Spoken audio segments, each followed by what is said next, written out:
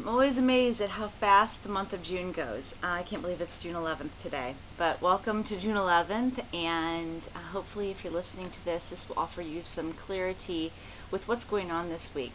This course started out as basically a 15-week course, and as summer courses go, then we condense them.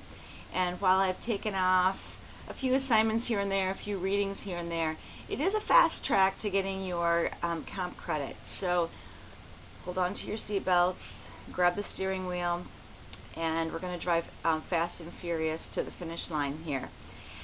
This week we're basically going to be covering all of the bases of the writing process in 1 week, starting with pre-writing and moving on to publishing. Don't worry, I'm not asking you to win a Caldecott or Newbery Prize or Pulitzer Prize for writing this week. When I say publishing, I simply mean you're going to share it out with others, you're going to share with me. So here's how this is going to work. If you notice in your syllabus, there are some readings that I put skim next to. These are more resource readings, and they're often the Aaron text. Some of them are the Hirschberg text. And what these are would be kind of background and explanation for the type of writing assignment we're going to be doing, which this week starts out as a summary response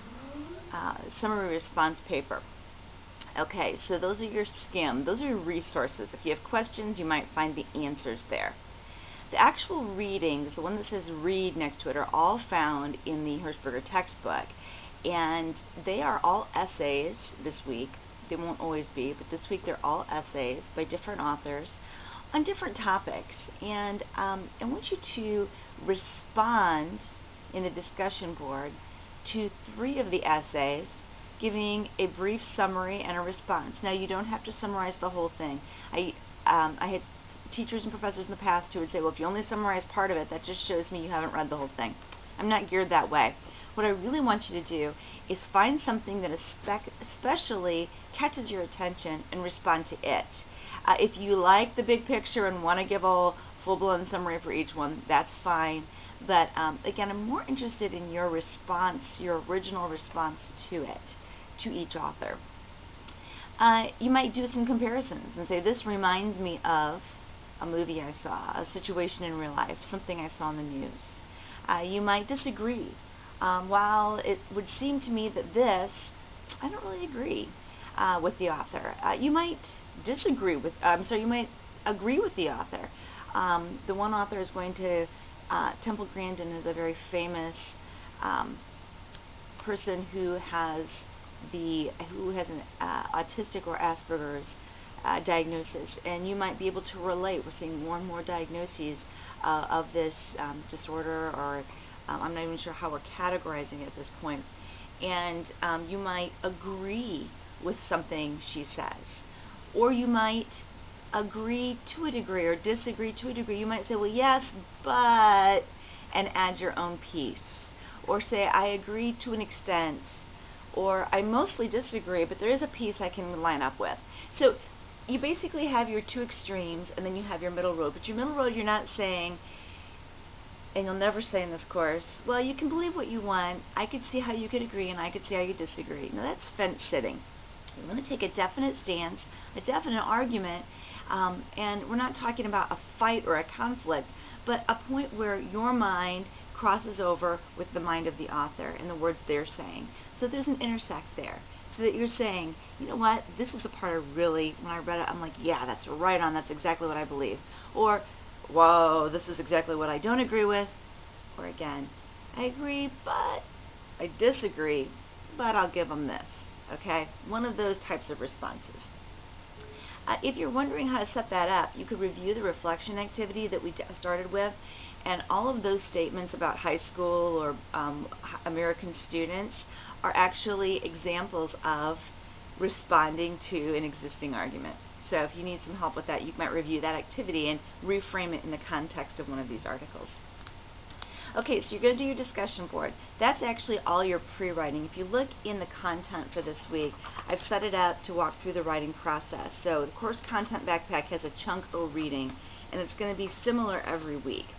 It's going to start with, I'm going to explain to you step one of the writing process is pre-writing. So all of this reading and discussing is actually helping you generate ideas for your paper.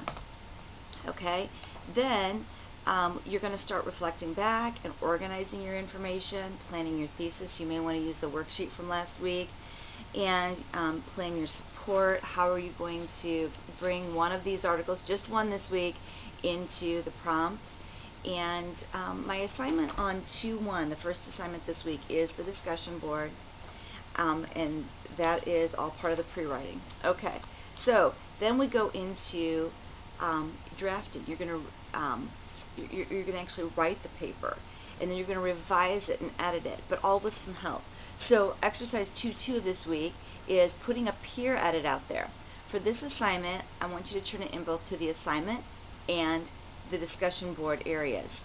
And it doesn't have to be an entire rough draft. If you want to just send out part of your ideas, I do encourage you to try to finish assignment 2-2 earlier in the week, like midweek, which might be a stretch for some, just an encouragement, not a mandate. And you're going to respond to others. I think I said 2 other students in the about their paper. Give them some valuable feedback. It's okay to nitpick. They're asking you to. And you can also invite criticism. When I send part of my paper or my whole paper, I might say, the part I'm least confident in, or I've had a rough week. This is just a sketch of what I'm doing, but I need help knowing how to fill in some of these details. How would you, get some input from your classmates. That's the peer edit assignment, and then the final draft assignment is obviously turning in your polished paper. On assignment 2-3, you'll notice in course content, and by the way, all of the things that are to be turned in are highlighted in red in course content. The rest, the black ink, is just me explaining the context of the assignment because I'm not there to do it. But 2-3, there's a self-evaluation feedback sheet, and there's a teacher evaluation. Could you please copy and paste the entire evaluation and put it on the end of your paper following your works cited? The reason I want you to do this is because this really helps me to give you valuable feedback for your next paper, and I will always have your next paper back to you before you're completing your second paper or third or whatever, so that you always have feedback to build on. That's my commitment to you time-wise.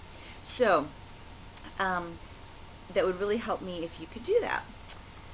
And trying to think, also you might want to look at that evaluation before you get too far into the paper, because I took the college's rubric and pasted it in there. I'll highlight where I think you land and where, if you have maybe you used evidence but you had some mechanical formatting that was a problem, I'll highlight in 2 columns. It's a chart, it's a rubric.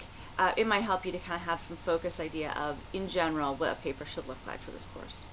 The prompt is vague on purpose. I was just talking to a student at a different college this weekend, and she said she hates vague prompts. And I said, oh, you would not like my prompts.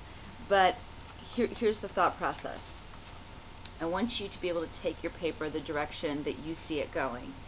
I want you to be able to respond in a way that's unique and original to you. And so for this paper, even as you're doing the reading, ask yourself, what is the author's point? Does she or he leave something out that I think she should have included? Why does she use the examples? What's the motivation? What's the motivation for the argument? Is it ineffective or effective overall? What about the writing style do you appreciate or dislike?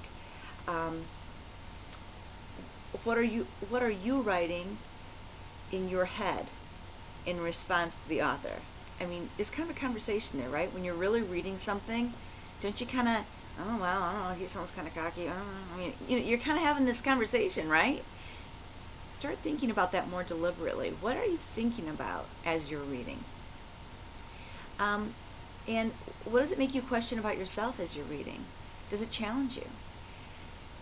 So that's all going to culminate then into this original piece. So the prompt is going to simply be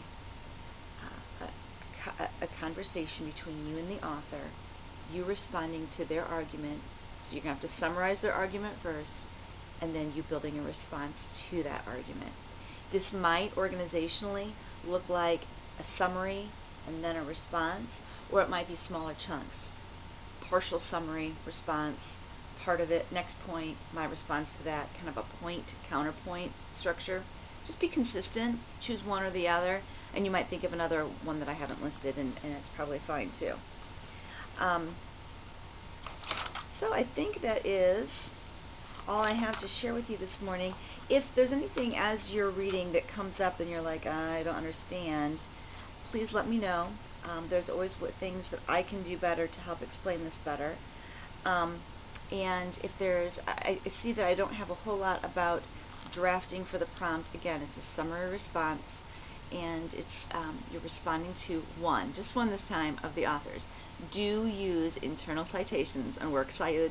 And I think that's all I've got to say about that. Talk to you later. Bye-bye.